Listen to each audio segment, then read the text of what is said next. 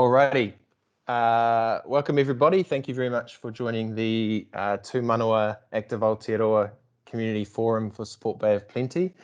I'm going to start our evening off with a karakia, just to acknowledge our coming together, virtually speaking, and then we'll proceed through the agenda. He honore, he karoria ki te atua, he maungarongo ki te whenua, he whakaro pai ki ngā tangata katoa, ake, amene. So yeah, kia ora everybody, no mai haere mai, thank you for joining us on screen. Hopefully everybody that is in the call can hear me fine. You are able to chat to us, so I guess if anyone's have any issues, sing out. But yeah, thank you for joining us this evening, taking some time out of your evening to get some information on Tū Manawa. The purpose of our session tonight is for Sport Bay of Plenty to indicate the changes, I suppose, to the fund itself this year or this coming financial year, and we want to provide some clear information and examples in relation to the criteria of the fund. The ultimate goal is to give you enough information that's clear so that you all can make strong applications to the fund or potentially determine that your projects may not be worth applying. That's what we're hoping to achieve this evening. I'm going to do some really quick introductions. So for those of you that may not have seen my face before, I'm Calvin Buttermore and I am the Active Young People Team Leader for Sport Bay of Plenty. I'm also the Tū Manawa lead, I suppose, for the Bay of Plenty region. This evening I'll be talking to the fund itself. I'll also be talking to sport and active rec applications. Also introduce to you Steph, who is the Regional Play Systems lead, waving at the bottom of the screen, hopefully for you. She'll speak to you guys shortly about play applications. We've got Lauren's photo here, who has contributed to the information around need, outcome and measures, but I will be talking to her content, I believe. And last but certainly not least, we've got Amy, who is the Healthy Active Learning Advisor located down in Rotorua, who will be speaking to school considerations or school applications. So I won't read out the format for the evening, but just here's a quick overview of what we're going to get through. So very shortly, I'll give the overview of the fund, and then we'll roll into the specific types of physical activity options. I've got a comment saying that someone can't hear me, but I don't know, can you, maybe Steph or one of the team just confirm that I can be heard? Cool, cheers Fish. Right, I'll keep cruising along. Sorry, Patrice, that you can't hear me. Hopefully you can get that sorted soon. Yeah, and then we've got some time at the end of the session to answer any of your questions. So what I want to say at this point is you may have a question that comes up throughout the presentation, I suppose. If that's the case, feel free to chuck it into the chat. We won't answer it straight away. We will leave your questions and I guess store them for the back end of the workshop, and we'll address anything there. The reason for that is some of our content may answer your question as it is at the time, but we'll make sure that we revisit anything that isn't answered at the end.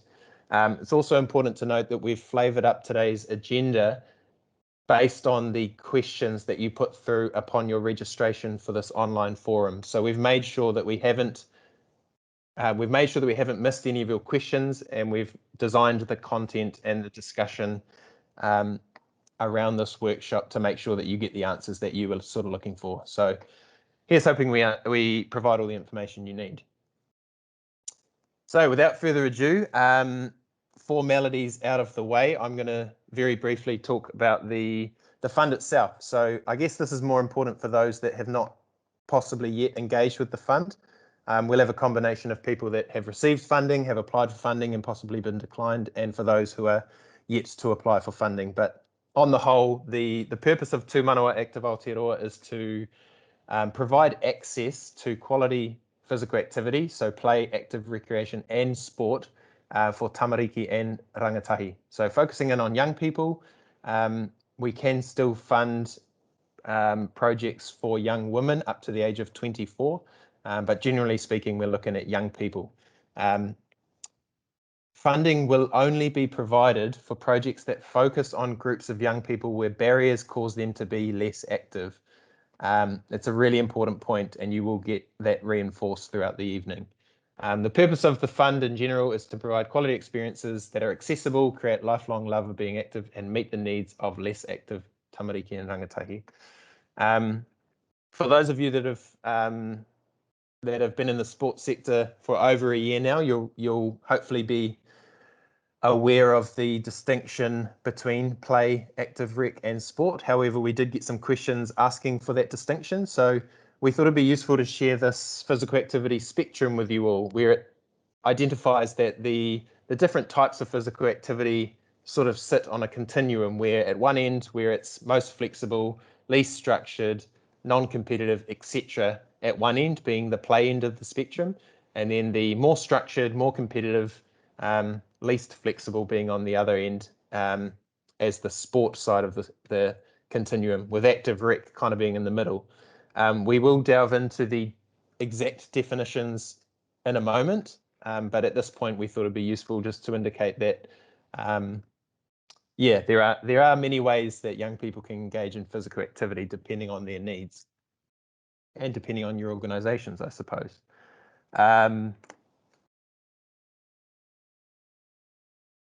So I'm going to do, so examples will be coming shortly, Porina.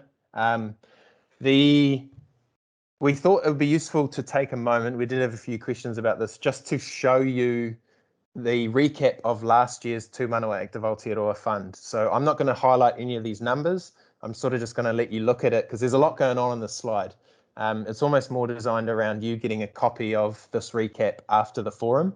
In an essence, it just shows you where the funds have gone. So last year we got almost $3 million worth of applications that we had to decline, unfortunately. And almost, or that 1,192,000 that we approved, that was the amount for Bay of Plenty region. So maybe the thing to sort of emphasize here is that this is a highly subscribed fund, and we don't share that to put you off applying.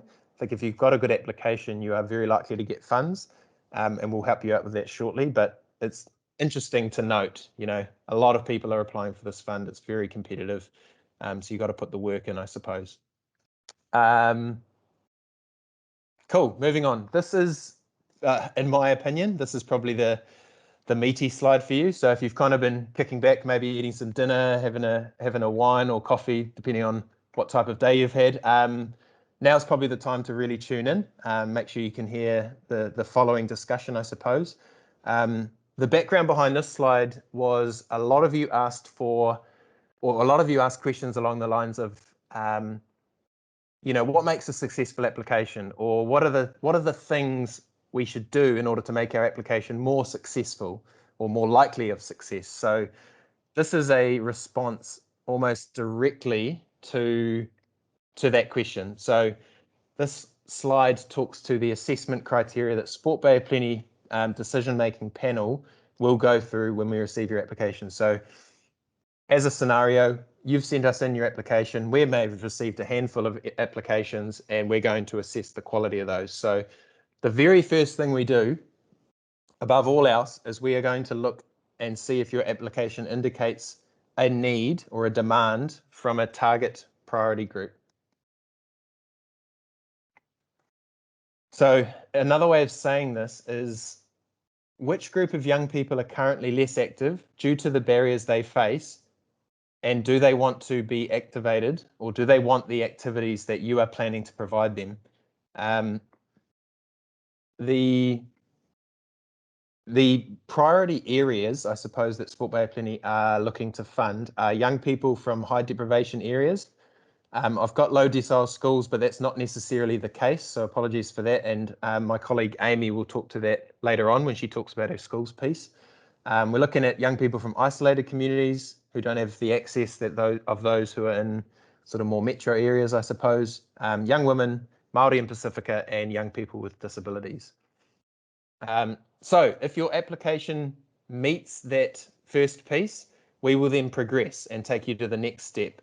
If your application doesn't clearly indicate that there's a need from a targeted group of young people that are less active or experience barriers to participation, your application will be moved to the decline pile. So it's really important that I stress this, that is the most critical thing here. The second piece is about backing up your indication of need through your application form with specific voice of participant or voice of young people. So in other words, for you as an applicant, have you gone and gathered the perception of the young people you hope to activate, or those who you like to target, and have they indicated that in fact, yes, they do want to participate in the activity you're looking to apply for?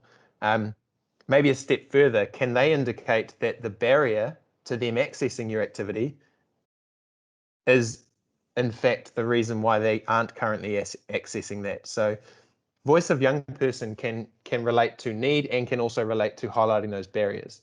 A lot of year one applications talk to like voice of parents, or me as a school principal, I know that physical activity is declining. It's like, actually, no, we really require each applicant to gather the direct perception of the young people that they hope to activate. And who knows, you may learn something in the process that may change the style or the format of what you apply for. And that's kind of the reason why we do it, is if there's a need and you're going to meet it, it's almost like the customer is always right. It's almost like that mentality.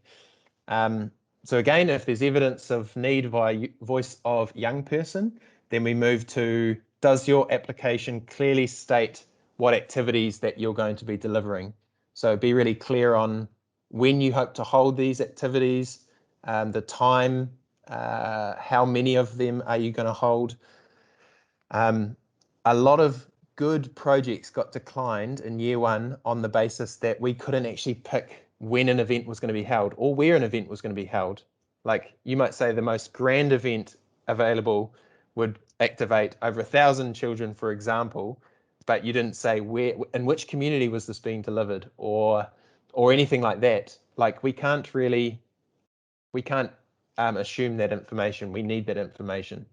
The next piece, again, number 4, is when we sort of look at your attached budget and we look at the specific costs that you're applying to have funded. So eligible costs need to be directly linked to the activation of the targeted young people or the removal of barriers that cause them to be less active. The question of whether the costs in your budget are reasonable or not is around, given the equipment that you're using. If a child is going to be activated, they can be activated on a $100 bike as opposed to a $3,000 bike. So I think the use of the word reasonable is just making sure that the purpose of the fund is to get kids moving, give them a positive experience. So we'll be weighing those things up, and we can spot where there's an excessive use of funds being asked for in the budget, I suppose. So that's one example, and there are more examples to come later.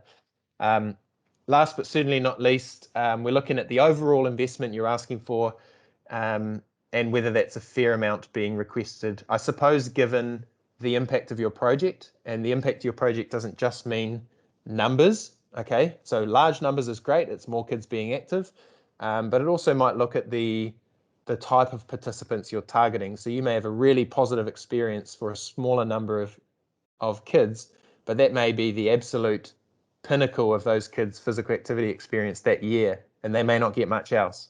So we're looking at the impact, how much you're applying for, and the thing to consider is when you apply, you are being weighed up against all those other applications that are coming through in the same round. And so if application A is applying for $30,000 to activate 100 kids across a great experience, community in need, etc., and application B is asking for $5,000, activating 500 kids from also a very high community of need, and we only had the amount of funds to fund one of those projects, then I think you can sort of assume where we're looking. So that's almost like your return on investment piece.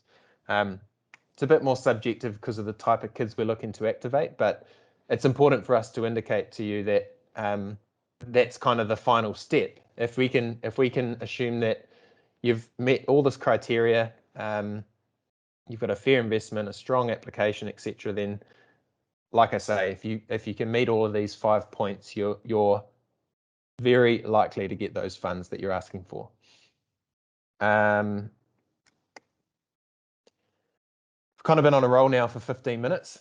I'm just sort of gathering my thoughts. Again, just reiterating, if you have questions at the time, chuck them in the chat and we revisit them later, but potentially no questions means I'm being nice and clear, hopefully.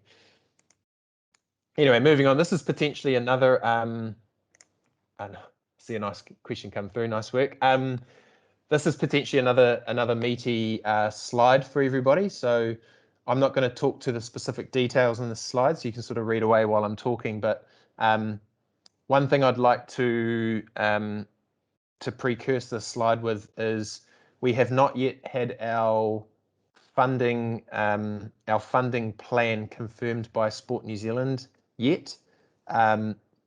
We know for a fact that our amount won't change for the next year, so we'll have another almost 1.2 million for the Bay of Plenty region. Spending a minimum of 20% of the funds to play, active rec and sport is still a requirement. That won't change. However, you may notice, and for those who have engaged with Tū Manawa before, you'll notice that some of the values for each fund have changed. So again, this isn't confirmed, but we're 99.99% sure that this is what will be rolled out. And maybe the best thing to mention at this point would be anything that is finalized will be communicated to you directly via email. It's kind of the beauty of attending this forum, as well as being presented on our website eventually. But yeah, so we've got Fast Fund and Major Fund again. Major Fund projects are now being kept at 40,000. They were kept at 60. The reason for changing that is because we felt like we wanted to change the amount so we could prioritize more projects rather than larger scale projects, I suppose, in terms of the funds administered. Yeah, we felt like that was a better value in order to meet need and also share and make sure we're activating those who sort of need those funds. Yeah, note the dates. I'm not going to read them, but worth noting, and you'll get a copy of these afterwards. The Fast Fund is just for smaller scale projects. You'll get an outcome much quicker. Major Fund, larger scale projects, more you can apply for, but it'll take you slightly longer to apply. Sorry, to get an outcome. Cool. So talking to the need of, you know, the criteria I stated before is there a need for your project, or do young people want the activities you're going to deliver? So an important distinction I'd like to make at this point is there are two types of projects. There are demand-driven projects and there are supply-driven projects. The demand-driven project is a project that has come up based on a need. So I guess the young person or the participant is at the center, whatever they are wanting, whether that be a type of activity or the way a project is delivered. And then an organization plans their project or their application around that need. The supply-driven project is more so an organization has a program in mind. Maybe it's been running for 10 plus years and they know it's awesome. How do we get that project funded? That's you see the distinction. The reason I share this distinction with you is we are favoring the demand-driven projects. So we get a series of applications in, and we do receive a large number of applications. Demand-driven projects will be favored over supply-driven models. We'll almost look at a supply-driven project and think, if they've not identified a need here, if they're just trying to get funds for a program, if there's no voice of participant or any demonstration of that need, you're not going to be funded as per the previous slide. So yeah, important to make that distinction.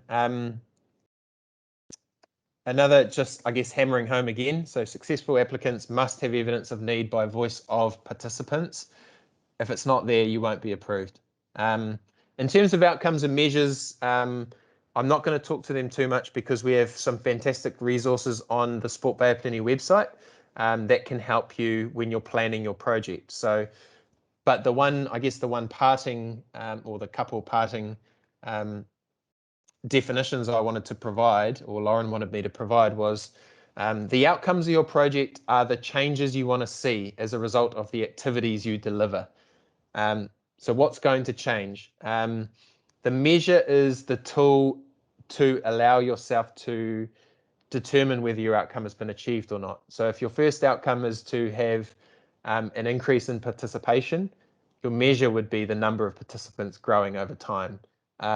Important to note that if you're going to measure the achievement of your outcome, you need to have a baseline measure as well, something to compare it back to.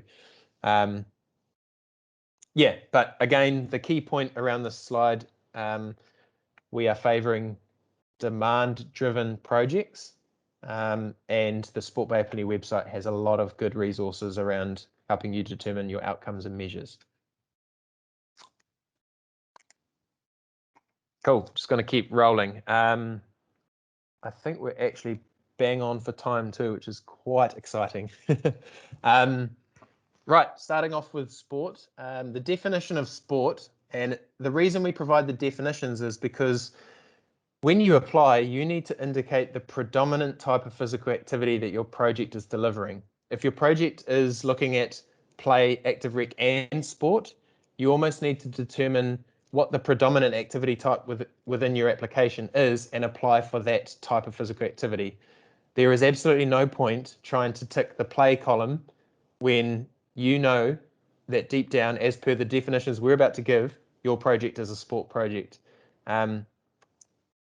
If I'm honest, I don't think this year that there will be a type of physical activity that will be less subscribed than the others. So you can't really pip the system.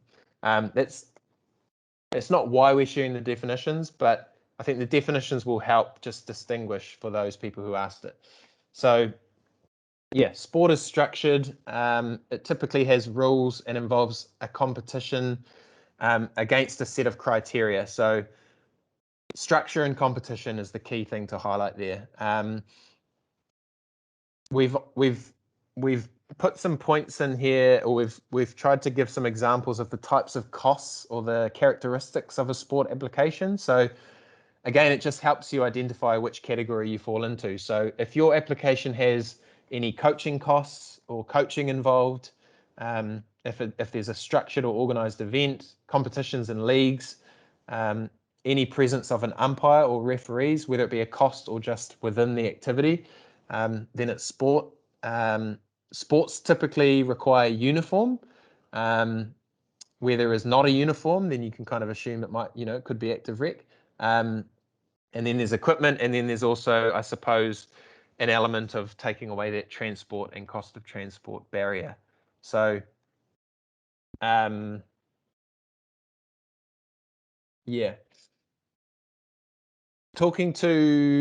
So a lot of you asked for, can we have some examples of successful and unsuccessful projects? So the team and I have taken some time to highlight some of our year one projects.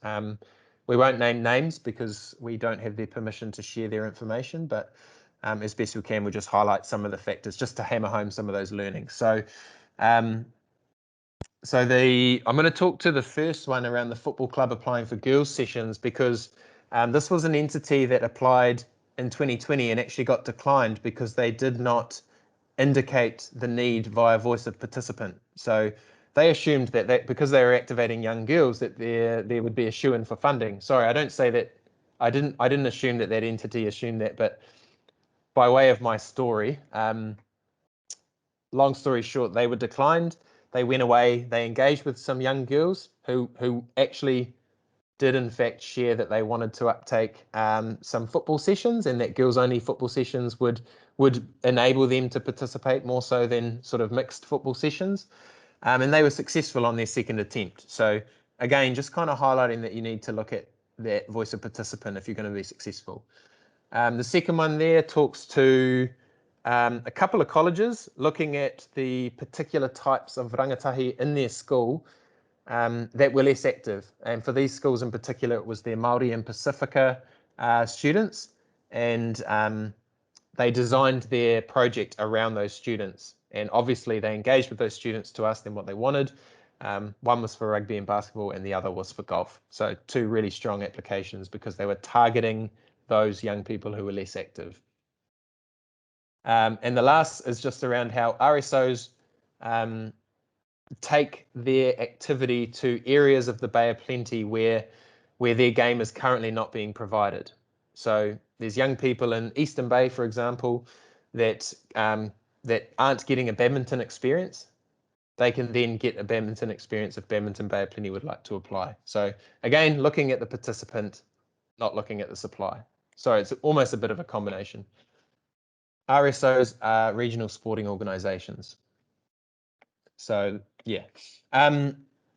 Unsuccessful projects. So we had a variety of things that schools applied for that were not successful. So we cannot fund a sports academy. We are not fans of academies within schools. We cannot, another one was for the wages of a sport administrator. So we couldn't, the reason they were declined is we can't fund a role outright, but we can fund a series of activities that a role like a sports coordinator may deliver. In this case, the school applied for an outright number of hours a week for a sports administrator to be employed. That's not what we're in the business of funding. Another school applied for uniforms. Uniforms were not the key barrier for that school, enabling their students to participate in sport. So they were not funded. It's not the barrier, etc. And the last thing I'll share before I hand on to Steph to talk about play is this piece around netball centres. There were more than one applying to reduce the cost of all teams to participate in their growing leagues. So they're under the pressure. Now leagues are growing. There's a need, let's get some funding. However, that league is growing without the subsidy or the blanketed subsidy of the costs to enter those leagues. So what might have been better is for those netball centres to go, which school groups or which young people are not currently making the trip to our centre to play in these leagues? Could we subsidise their fees? Could we subsidise their transport? Or could we apply for a project to take netball to those communities? So you see the difference here. Yeah, hopefully that makes sense. I will pass over to Steph. Apologies for speaking at you guys for almost 30 minutes straight, but yeah, over to you, Steph. Thanks, Calvin. Hi, everyone. I'm Steph. I'm the Regional Play System Lead at Sport Bay of Plenty. So just a little bit about play. So what is play? Play is fun, it's accessible, it's challenging, it's social, and it's repeatable. If you think back to your childhood and think about the activities that you did after school with friends or family, generally outdoors, generally with a little bit of risk, and your own self-directed creativity and innovation, that's play. So that's what the Tū Manawa Fund allows us to fund, is projects that allow tamariki to experience some of those same unrestricted opportunities. Some examples of what we can fund are things like equipment that can be used in a number of ways. Resources that may enable a space to become a play space. So if you've got a blank canvas, bit of grass or a bit of dirt, resources that will enable that area to be activated. Mobile items that can activate different parks, so things that you can take to different spaces, or family-orientated play days or opportunities for families to come together and play in the parks or the reserves, where kids can play with things like water or nature, loose parts, other families as well. School and community play hubs. So, for example, if a school is not gated and community can go and play on the school grounds on weekends or after school, then activities that will fund those things to happen. Even things like activating walkways, so painting hopscotches or interactive spaces or painted trails, nature trails, that sort of thing. Think about opportunities where kids can jump or climb, where they can make believe, where they can construct, where they can transport something, where they can take risks, and where they can test gravity. Some of our successful applications, so we had schools apply for loose parts. We had schools apply for things like a mud kitchen to be put into a dirt space to kind of activate that area. And again, consulting with the students and getting those ideas from the students. Water play, nature play, or a play pod that's something that's full of equipment that the kids can interact with. We had a regional sports organisation who'll be delivering community play days in high deprivation areas. So that identified some target areas and got community feedback on that. And it's where whānau can muck around with a whole lot of different sporting equipment. So it's not specific to the sport that they're delivering. It's literally a whole lot of different equipment all in a park, and whānau can come along and just pick what they want to interact with for that day. And then from that, they're going to create some play champions. So people within that community who can carry on those play activations once the RSO has stepped out of that area. We also had local council who are implementing a Play on the Way nature trail, which has been designed by local school students. So again, they've got that feedback and that community engagement to make something happen. And another council who have got a play trailer, and they're taking that trailer around different parks to activate different places and different communities. Some examples of some of our declined applications were things like a playground being built, which is that infrastructure piece. We had a school wanting funding for a waka armour coach, which is not the play as we want to define play. Things like uniforms for kids to play in, again, that's not the play that we're trying to focus on. Gym equipment, bikes, and transport to inter-school events. So if you are looking to apply for play, really think about what's stopping kids from playing, and that whole intrinsically motivated, it's that urge for the child to get out and do something, to create, to use their imagination. So anything that you can provide an opportunity where kids can just self-direct themselves as to what they want to do would be cool to apply for some Tū Manawa funding. Thanks, Calvin. Cool, thanks heaps, Steph. That's hopefully really insightful for those listening in. So our next piece is about active recreation. So the definition is a non-competitive physical activity for the purpose of well-being and or enjoyment. So this is the last definition of the types of physical activity on our spectrum. So hopefully you're starting to see a much more clear distinction. You know, I guess something to hammer home the difference between sport and active rec is you could have an activity like skiing where I can compete in a skiing event. I could be coached. I could try and better my times, being that set of criteria. That's sport. Or I can get a pass to go and leisurely ski with my friends at the mountain. That's active rec. Active rec can also be kind of like group fitnessy type things, or working out at the gym. So it's kind of, it's for your own well-being. It's non-competitive, etc. Hopefully that helps. Again, the reason why we share this is to help you better determine where you sit. Some characteristics of an active rec application is you could have an instructor, you could have a non-competitive event or sort of like social games, so to speak, so no scores, etc. The use of activity-related equipment, whether it be hire or purchase. Use of activity-related space or venue. So if I stick with my skiing activity type, so you might, you know, the cost of using ski equipment is expensive. If young people who would like a skiing experience can't access that, then you could approve that. Then you've also got the use of the mountain and the ski lift, which also is highly expensive. These are the types of things that an active rec application could include. And then I guess the last piece is around transport again. Transport and cost of transport's one of those barriers that applies regardless of the physical activity type, depending on where you need to go. You don't always need to be transported to be able to be active. Cracking on, some of our successful projects from year one. So we actually had more than one blue light organisations down in the Eastern Bay look at activating some of our at-risk youth using, I guess, like outdoor water sports. They had no access to equipment. The rangatahi that they're engaging with don't have the money to hire. So they managed to purchase some SUPs and some kayaks that those rangatahi will be able to use, you know, now and into the future. We had a surf school that's looking to subsidise the cost of getting surf lessons for those that have never done it. So identified a targeted group and then providing that access. Hopefully you're starting to see these themes reoccur. And lastly, there was a secondary school that they had a group of girls that wanted to engage in some fitness, weren't interested in going to the local gym. That was too threatening and not as inviting for them.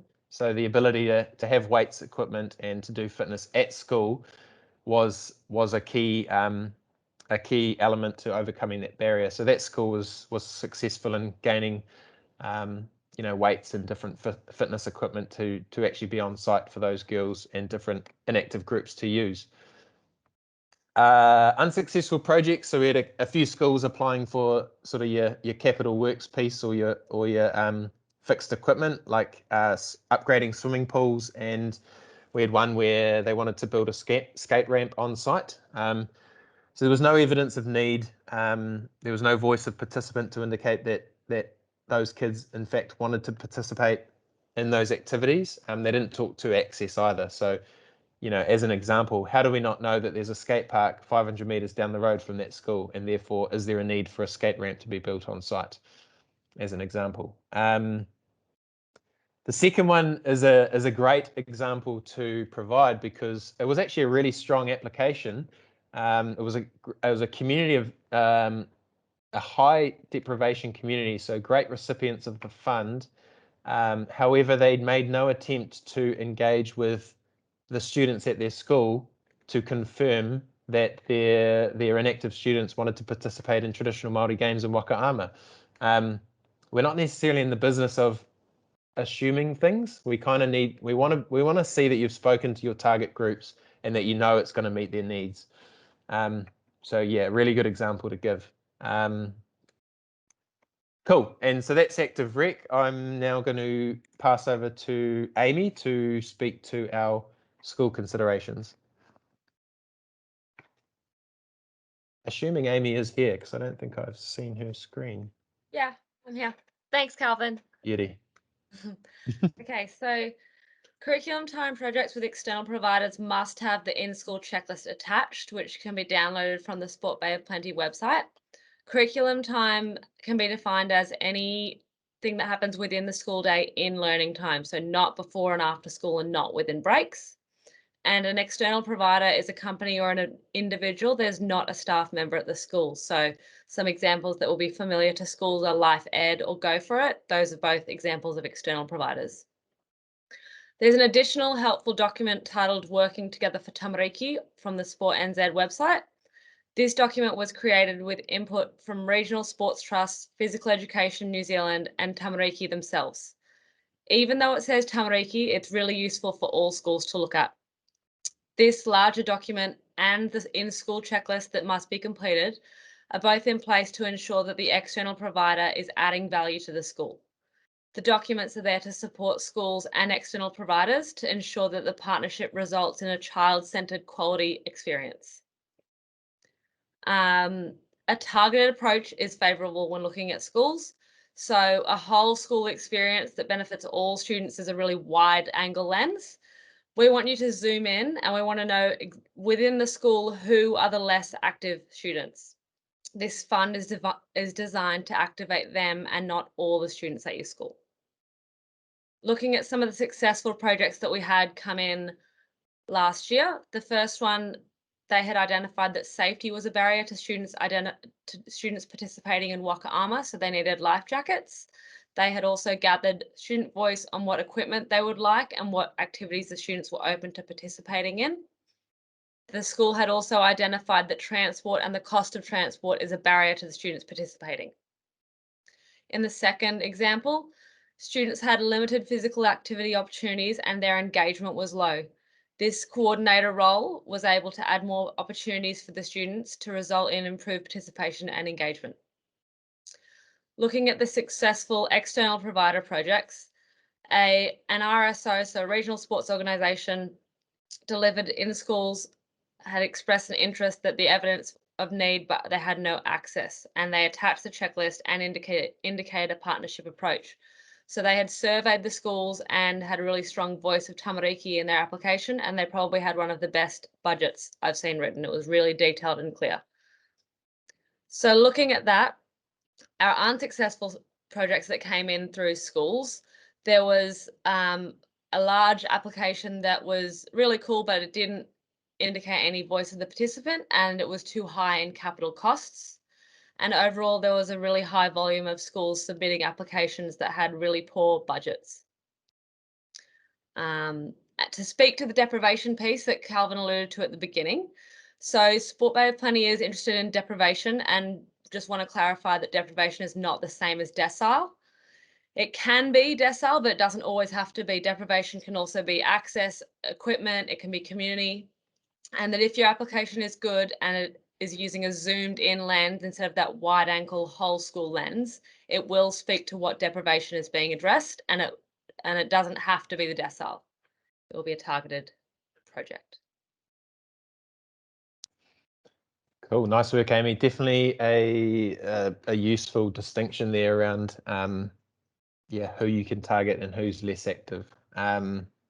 Awesome, thanks heaps. So we are slightly ahead of time, which is fantastic because it enables us to respond to your questions more specifically. I'm just going to hammer through some of the ones that we received upon your registration for this forum that haven't been woven into these into the agenda and the content that we've presented on so far. So someone asked if there was a limit of number of projects you could be approved for. So we don't have a formal limit, but roughly speaking, we wouldn't like to think that an organisation would be funded for more than one application per fund type. So maybe at best you might get a fast fund and a major fund.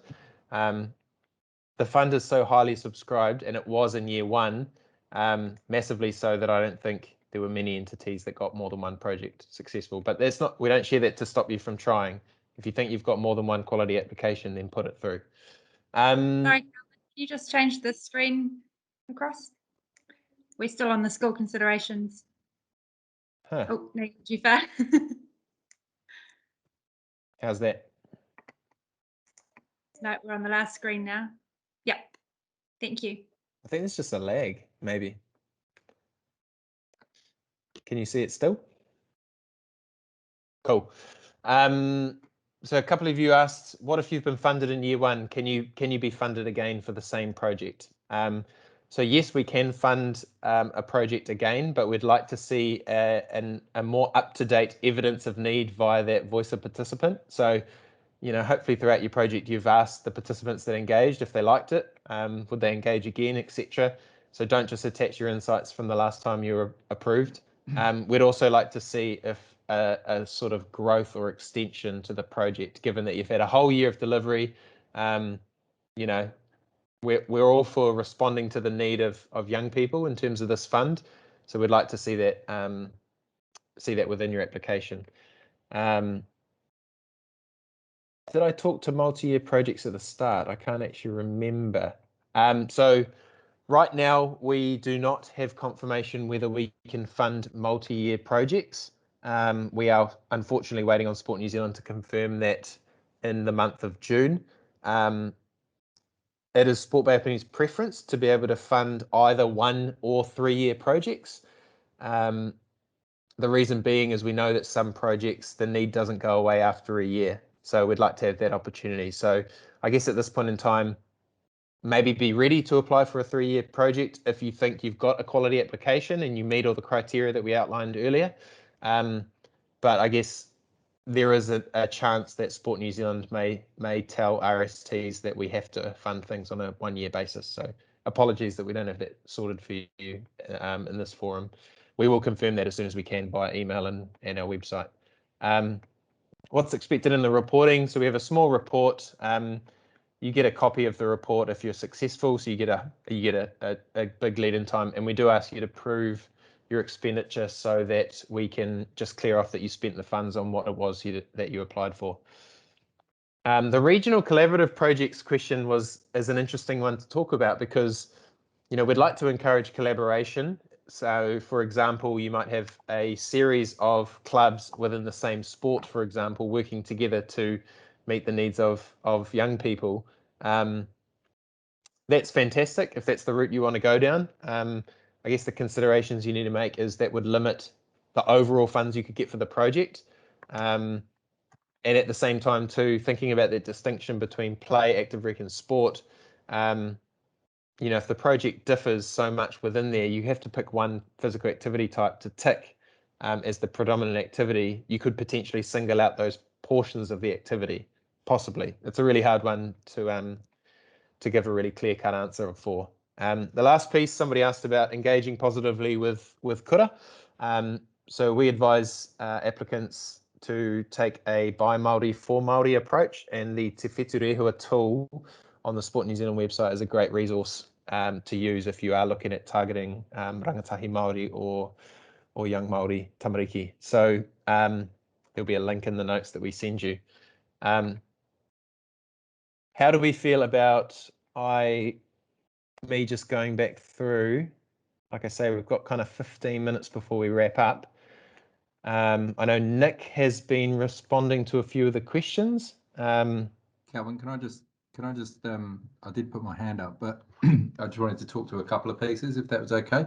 You go for it. You've got 5 minutes. Oh, cool. Thank you. Thanks. Yeah, sorry to hijack, and thank you for the questions that are coming through the chat. So there's a question there from Marguerite, and apologies if I haven't pronounced your name properly, but just around the eligibility for under 18s and over 18s. I suppose I kind of kept typing it out and then feeling like I wasn't getting my point across, so I put that down, but wanted to speak to it as well.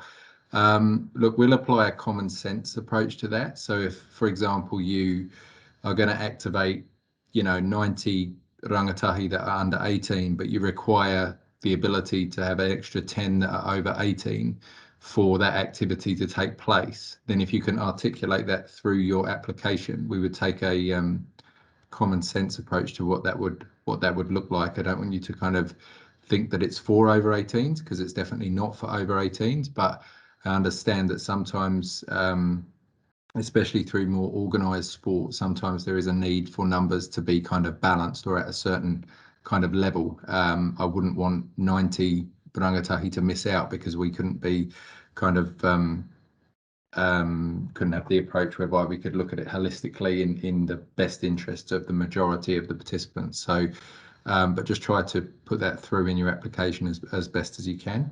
Calvin talked to the what's expected in terms of reporting, and obviously a number of you won't necessarily have applied for Tū Manawa before, and some of you won't have applied for what historically was called our Kiwi Sport Fund, but some of you on the call will have applied for Kiwi Sport Funds and will have been recipients of Kiwi Sport Funds as well.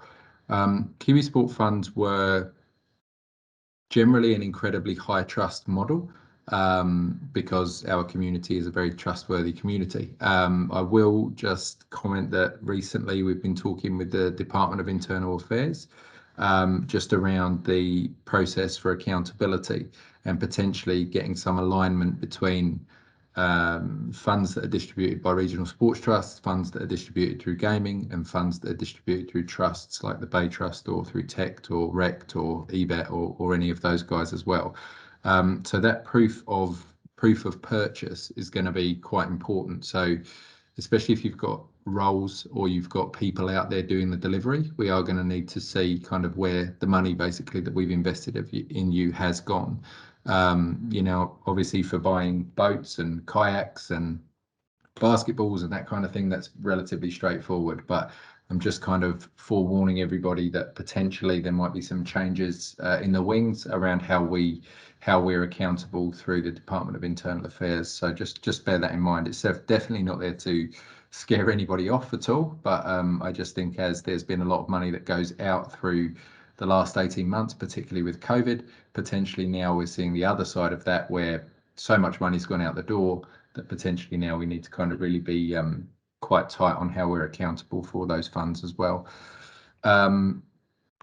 I think that's it. There is an unanswered question, and I didn't answer it because I didn't know the best way to answer it, from Paulina McLeod, which is just around, which I know Calvin will be able to talk to as well, which is just more around the way that you submit the wages. And I can definitely agree that wages are not eligible, but if you think of them as activation costs as opposed to wages, then that is something that we can look at. And a really good example is if I was to take a sports development officer on tomorrow and pay him $50,000 as a salary, but there are portions of what that person does that are activations, I could just keep overloading that person within a full-time salary. So what we're trying to, I suppose, do is make sure that the 20,000 or 30,000 or however much it's meant to be is directly aligned to that that activation cost. Now, there's always going to be a little bit of wiggle room in that, but generally what we're saying is that,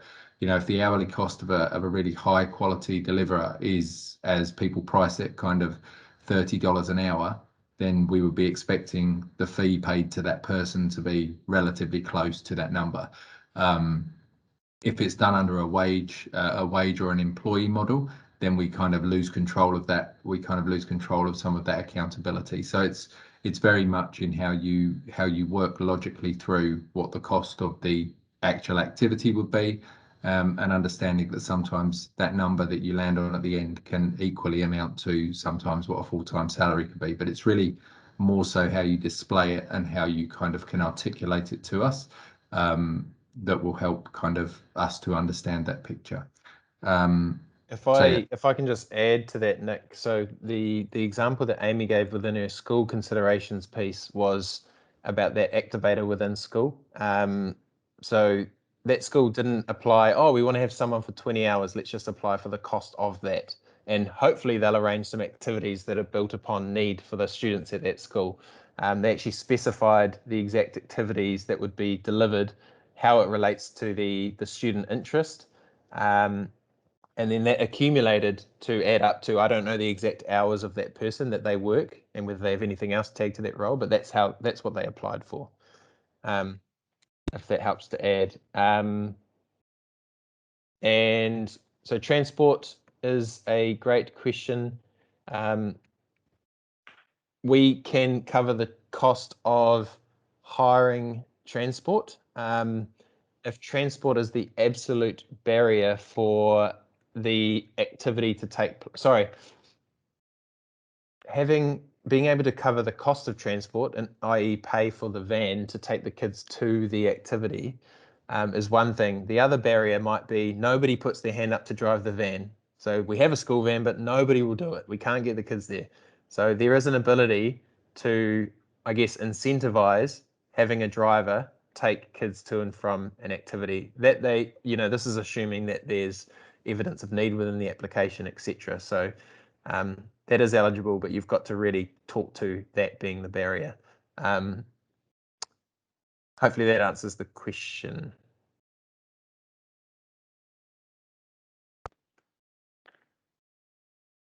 I feel like there was something else. Oh, until there's another question that rolls through too, I'm just going to add to Nick's comments around the, you know, the under 18s and the over 18s potentially within the same project. So because this is a fund that aims to activate young people who are less active, I would talk more so to the under 18s within that project. The predominant amount of costs ideally would relate to activating those teenagers. But it doesn't mean to say that you should exclude participation of over 18-year-olds in your project. We're just kind of saying that, you know, we won't say if you're applying for a project that is $20,000 for 120 participants and 40 of them are over 18, we may part fund that project, if that makes sense, because we actually physically cannot fund the activation of older kids. So maybe that helps. So don't exclude them, but we're interested in using the fund to activate tamariki and rangatahi, so 5 to 18-year-olds. Young women who are 19 to 24 are still eligible in year 2, if that helps too.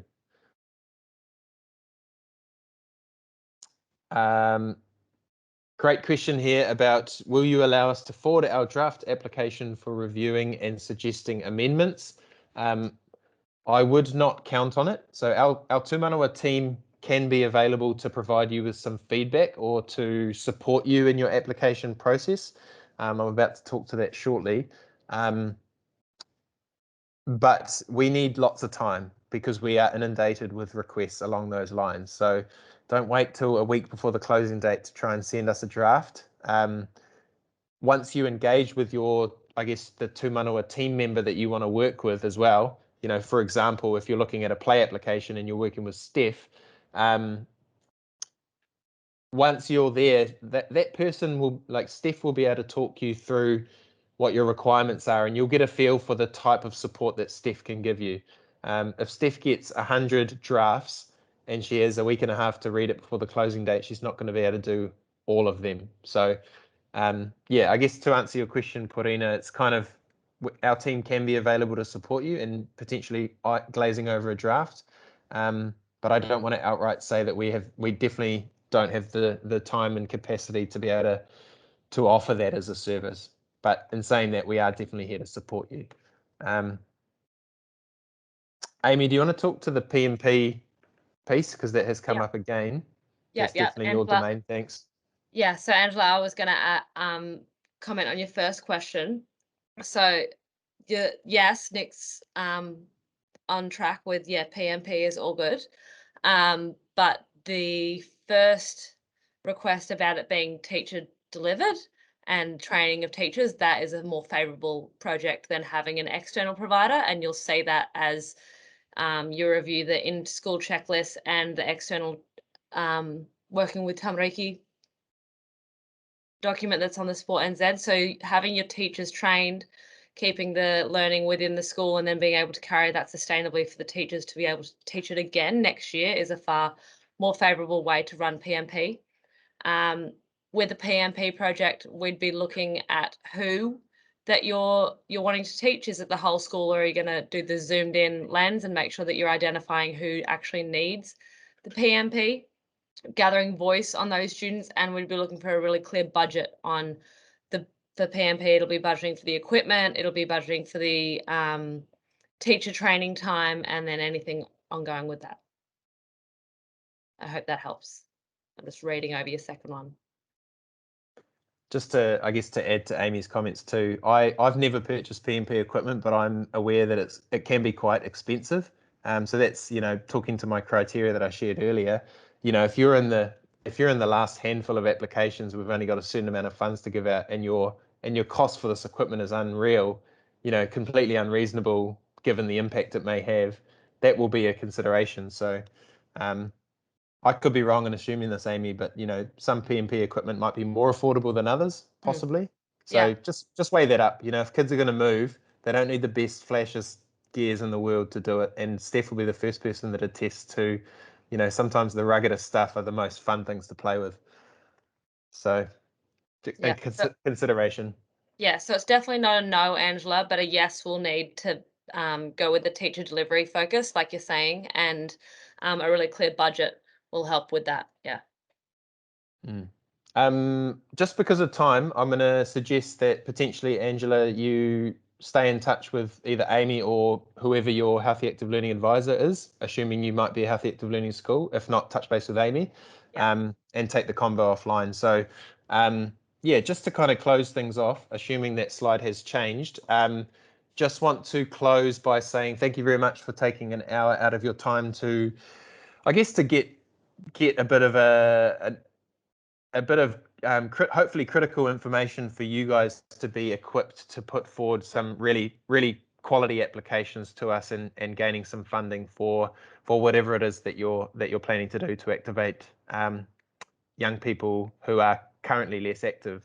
In terms of where to from here, like I said at the start, we don't have it just yet, but very soon, as soon as Sport New Zealand give us the go-ahead, our website, the Tū Manawa page under funding on the Sport Bay Plenty website, or the link provided in the notes, will have everything you need.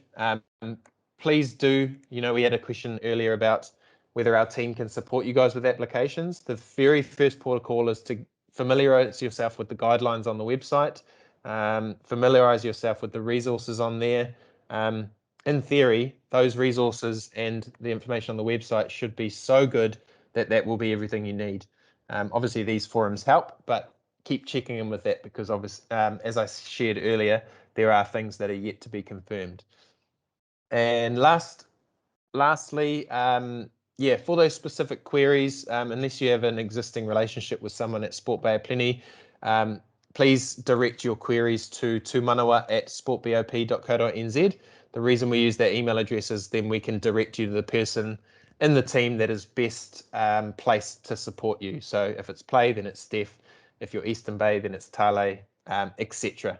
So that's basically it. Thanks again. I will close with a karakia, but before I do that, hopefully we have answered your questions. Hopefully we've given everything that you wanted from this forum. And like I say, the website or emailing Tū Manawa will be a way you can keep going. So Calvin, just click onto the last slide. it's funny, I am on the last slide for me, so I'm not sure why. Super long delay. There you go. How's that? Yeah. Cool. So that'll be there for you now. Like I say, we'll email these slides out, so that's all good. And maybe before I close with our karakia, thanks to Steph, Amy and Nick for adding value to this forum. DJ in the background for doing the tech stuff. Thank you very much. And yeah, we'll just close. Kia tau, kia tātou katoa, te atawhaia tō tātou ariki a Ukaraiti, me te aroha o te atua, me te whiwhinga tahitanga, ki te warua tapu, ake, āmene. Kia ora koutou, thanks again, have a nice evening.